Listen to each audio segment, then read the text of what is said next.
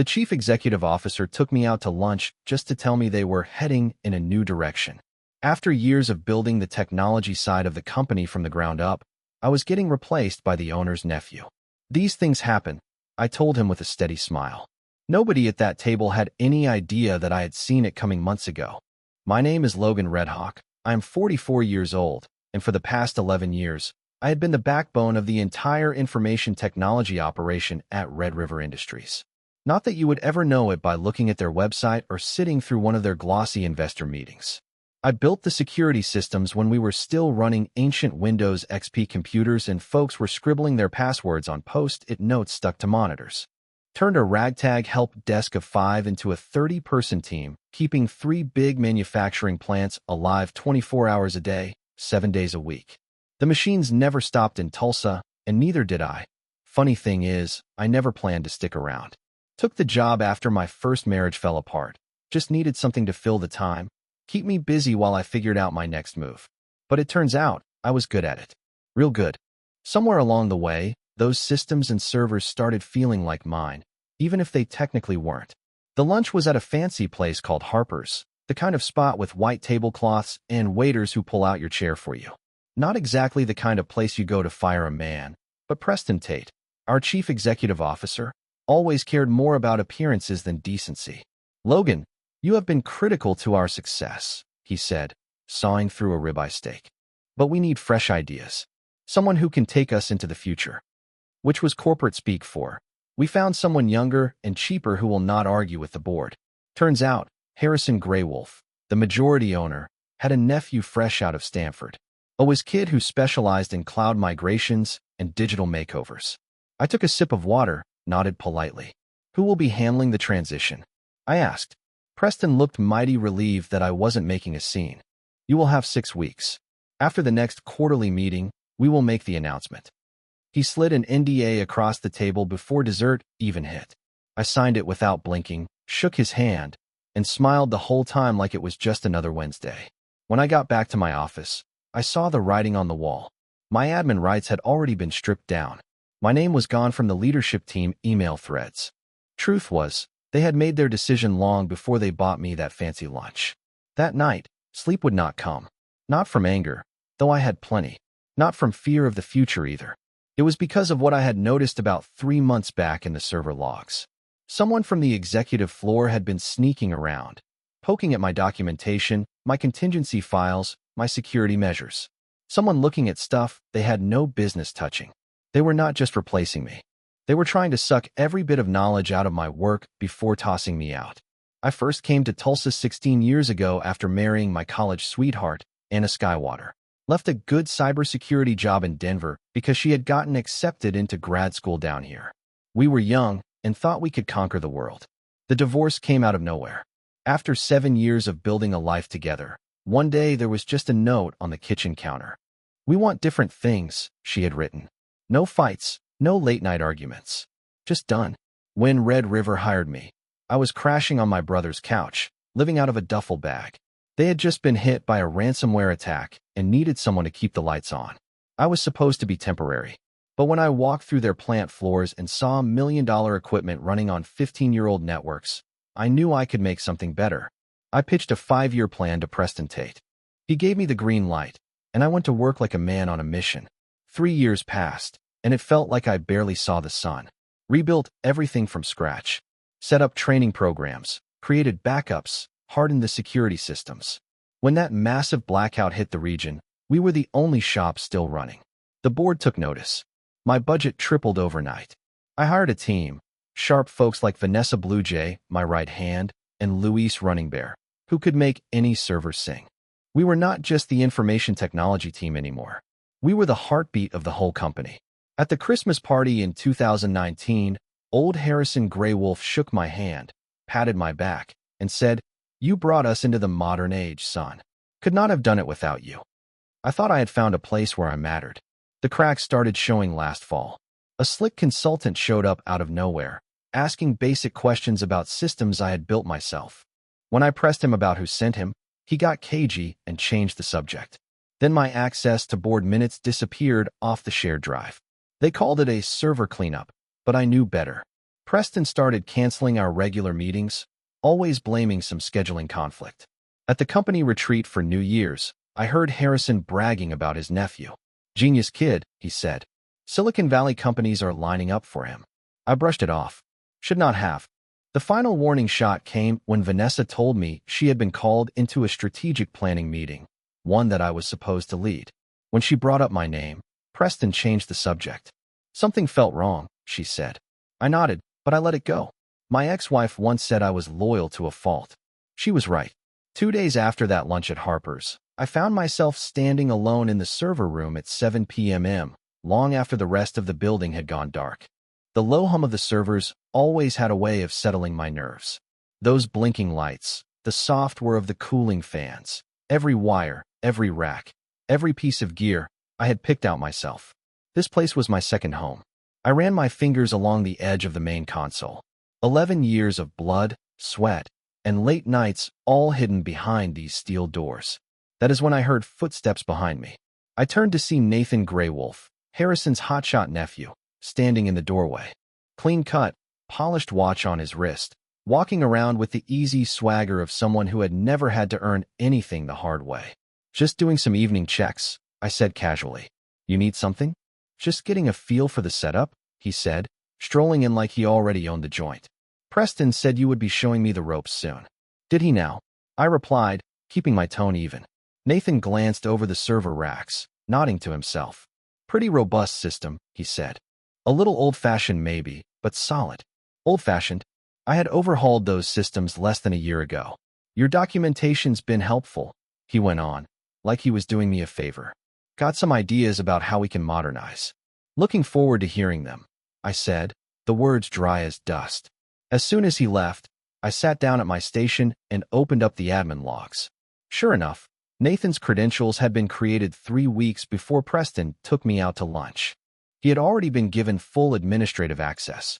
He had already plowed through my documentation and security files. I pulled out my phone and texted Luis Running Bear. Meet me tomorrow at Joe's Coffee, 6:30 a.m. He replied right away. I'll be there. That night, I drove down to the lakeshore. Parked at the same spot where Anna Skywater and I used to sit and watch the sunsets when life still felt full of possibilities. The water was dark and endless under the cold winter sky.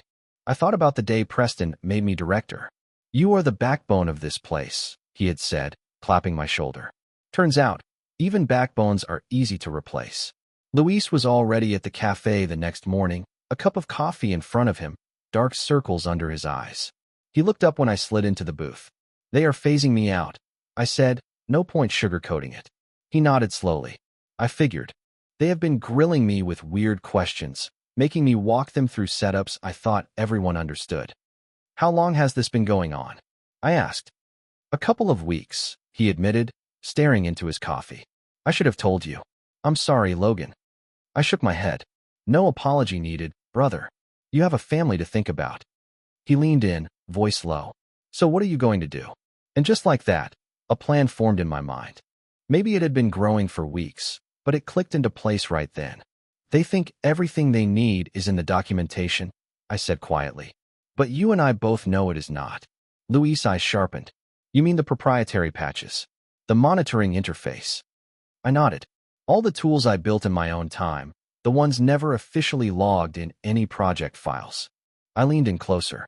I am not here to burn the place down. I am not sabotaging anything. But I am not giving away the things that are mine either. Luis sat back, thinking it through, then nodded once. He got it. I need copies of everything I developed personally, I told him, and I need to know who on the team I can trust. The official announcement came during the quarterly all-hands meeting a few days later. Preston up there at the podium, Nathan smiling like a cat that caught the canary. Derek Redhawk, Preston said without even glancing my way, has been instrumental in building Red River's IT infrastructure. We are grateful for his years of service as he helps transition operations to Nathan Graywolf's leadership. Murmurs spread through the room. Folks on the IT team looked stunned. Across the crowd, I caught Vanessa Bluejay's eye. She lifted her eyebrows in silent question. I gave her a small nod. After the meeting, I asked for a private sit-down with Preston and Human Resources. I laid it out plain. Some of the systems Nathan will be taking over were built off the clock, using a development framework I created before I ever set foot in this company. Diane from HR slid a thick contract across the table. Anything developed during your employment is company property. Not everything. I countered. System Sync was built 2 years before I joined Red River. You folks licensed it from me. And it says right here in the original agreement that I retained ownership. Preston shifted uncomfortably in his chair. That was a long time ago, Logan. The company has changed. You have changed the system since then. I leaned forward. Which means every update built on my original code belongs to me unless you compensate me properly. Preston and Diane exchanged a quick look. We will review it, Preston said at last. In the meantime, let us focus on a smooth transition. I recognized the move. Stall, distract, delay. The very next morning, my admin rights were locked down tighter than a drum. Standard security measures during leadership transitions, the automated email said. Nathan called an IT team meeting. I was not invited. I showed up anyway. Nathan tried to play it cool. Logan, glad you could join us, he said, fake as a $3 bill. I was just reviewing some network architecture changes. Oh, I leaned against the doorframe. Which systems are you adjusting? The production floor servers, he said. We are going to simplify protocols, cut out unnecessary redundancy. I felt my jaw tighten. Those protocols are not redundancy. They are custom adaptations built after the 2018 system failure. They prevent cascading machine crashes during peak production. Vanessa spoke up. If you remove them, the lines could go down. Nathan's smile stiffened. Thank you for the historical input, but we are moving forward. He turned his back to me, started drawing something useless on the whiteboard. Later that day, legal emailed me a notice. Red River was claiming full ownership over System Sync and all related tech. They offered me a measly $5,000 technology acquisition bonus. It was a slap in the face. But the real gut punch came the next morning. Nathan had booked private meetings with every one of my team members. Not to transition knowledge, but to evaluate them. Decide who would stay and who would get the axe. Luis texted me right after his meeting. He asked if your systems were necessary, or just needlessly complicated. Fishing for dirt. That evening, while checking my personal email, I saw something else. One of our suppliers had sent me a confused message about a new licensing agreement, one I had never seen. I opened the attached documents. Preston had signed off on a deal transferring all our supplier software, including my custom integrations, to a startup owned by one of Nathan's old college buddies. They were not just cutting me out. They were gutting everything I had built and selling it piece by piece. When I tried to log into the backup servers to pull my original work, I found my access completely revoked. I sat back in my chair, heart beating slow and steady. All right then. If they wanted a fight, they were going to get one. I needed leverage, and fast. Riverton was not just sloppy, they were sneaky. The longer I pieced it together, the clearer it became.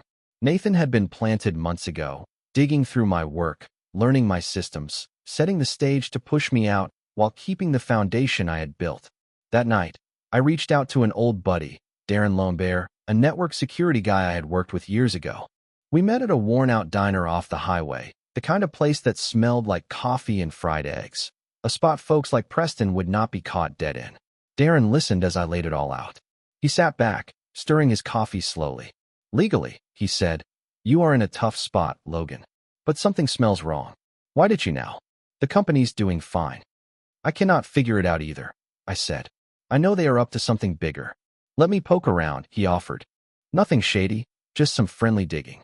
2 nights later, my phone buzzed at 11 p.m. Darren's name on the screen. You need to see this. We met again in the back booth of the diner. Darren slid his laptop around to face me.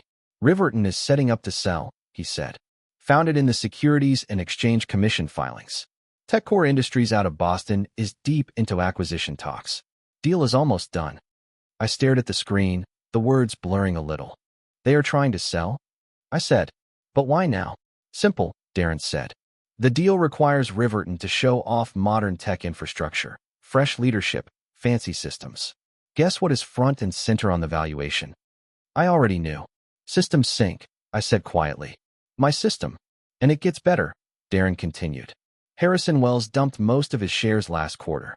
When TechCore takes over, the The payday goes mostly to Preston and the rest of the execs. Golden parachutes and cushy new jobs. I sat back hard against the booth. It was not just business. It was personal.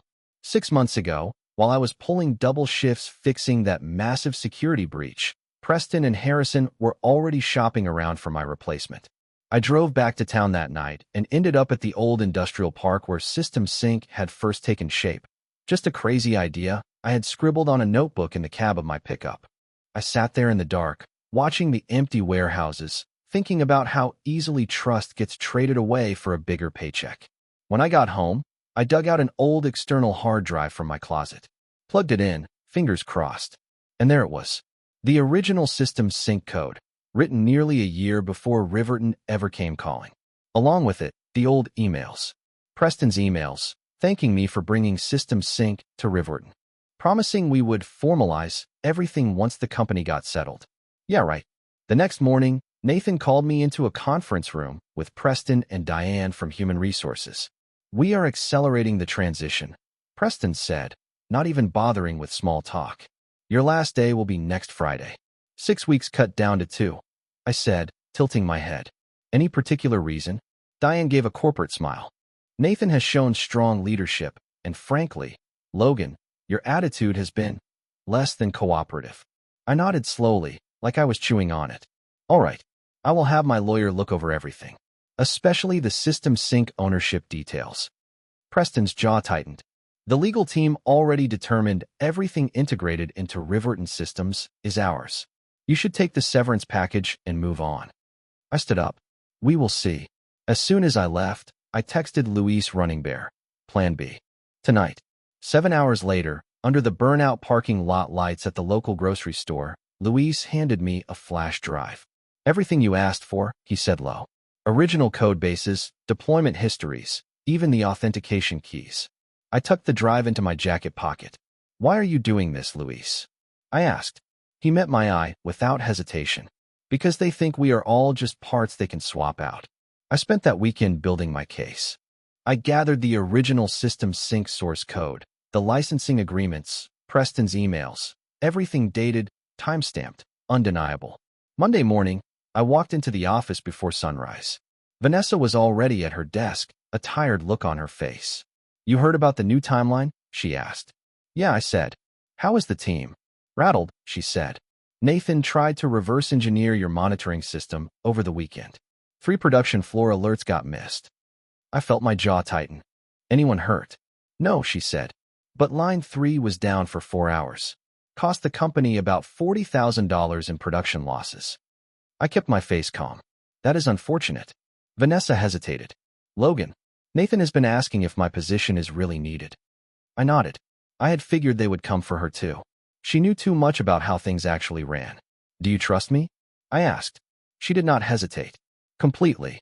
I slid a sealed envelope across her desk. If anything happens this week, anything weird, open this. Inside was the full timeline of everything Riverton had done. Backup plan on top of backup plan. That afternoon, I visited 3 different patent attorneys. Paid the extra fees for emergency filings. Registered provisional patents on the core components of System Sync. Not the whole system, just the parts that made it tick in the real world. Tuesday, I was the perfect soldier. I handed over all the transition documents Nathan wanted. Sat through his meetings. Answered every question like I was already halfway out the door. Meanwhile, Darren helped me set up a secure server offsite. By midnight, my original System Sync was running clean and separate, no ties left to Riverton Systems.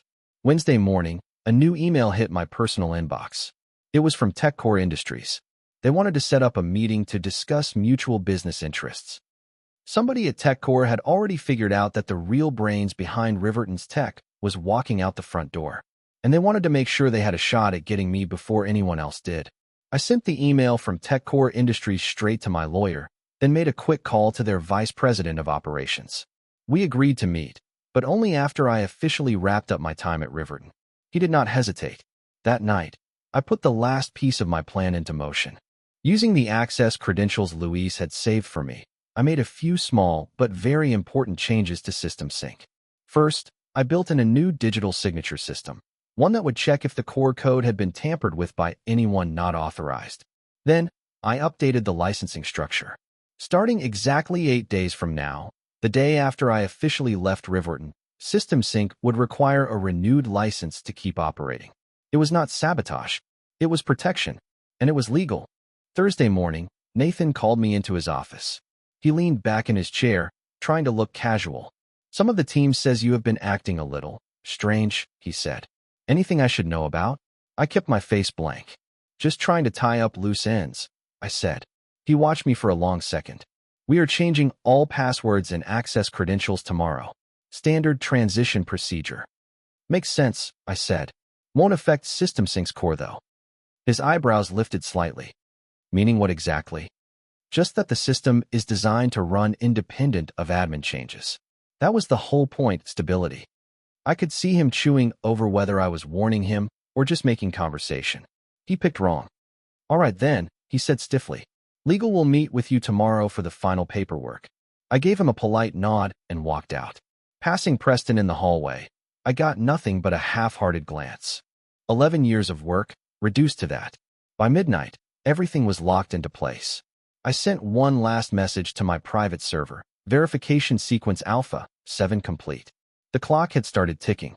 Friday, I turned in my badge, signed the exit papers, shook a few hands, and walked right past the farewell lunch Nathan had awkwardly thrown together. Preston barely made eye contact. When I got in my truck, Luis called. It's done, he said. Nathan changed all the admin passwords. They're kicking off a full system review after lunch. Good to know, I said, trying not to smile. What happens now? He asked. Now, I said. Now we wait. That weekend, I ignored my phone. I slept better than I had in months. Monday morning, at exactly 9:17 a.m., right when the production floors hit peak load, every screen across Riverton's 3 factories displayed the same message. License expired. Please contact developer to renew. By 9:20 a.m., one production line ground to a halt. By 9:45, all 3 plants were offline. At 10:30, my phone finally rang. Preston's voice, tight and furious. What the hell did you do? I stayed calm. Nothing. Your software license expired. This is sabotage, he barked. No, Preston. It is standard license management. Go check your original integration contract. Clause 7. Licensing agreement required for continued use. He was quiet for a long second. I have already sent updated licensing terms to your legal department, I said. If you want System Sync back online, you know what to do. You are blackmailing us, he hissed. No, I said. This is just business. Same as you told me at Maxwell's over steak. By 3 p.m., their legal team confirmed everything was in order. By 5 p.m., the new agreement was signed.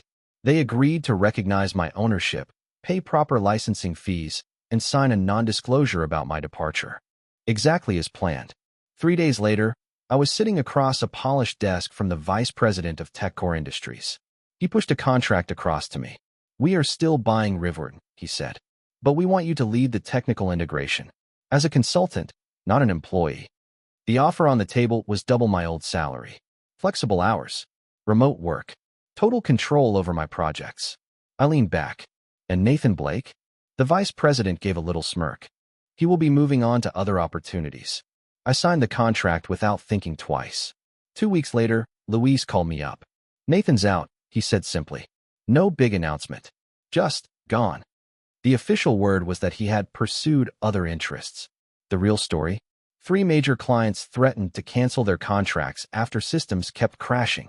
Preston still had his shiny CEO title under TechCore, but he had no team anymore. No voice in major decisions.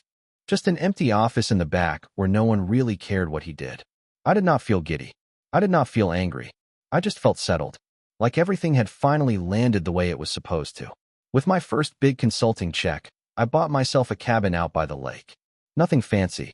Just a quiet place to sit on the porch with a strong cup of coffee and watch the sunrise. A few months later, Vanessa joined my consulting team. Then Luis. Before long, half of my old department had signed on, not as employees, but as true partners. One evening, almost a year to the day after leaving Riverton, I ran into Preston at a steakhouse downtown. He tried to turn away, but then thought better of it and walked over. You won, he said, no fire in his voice. Just tired acceptance. I looked him in the eye, really looked. He had aged. The sharp edges were gone from him. It was never about winning, I said. It was about knowing what I am worth. Preston gave a small nod, then walked away.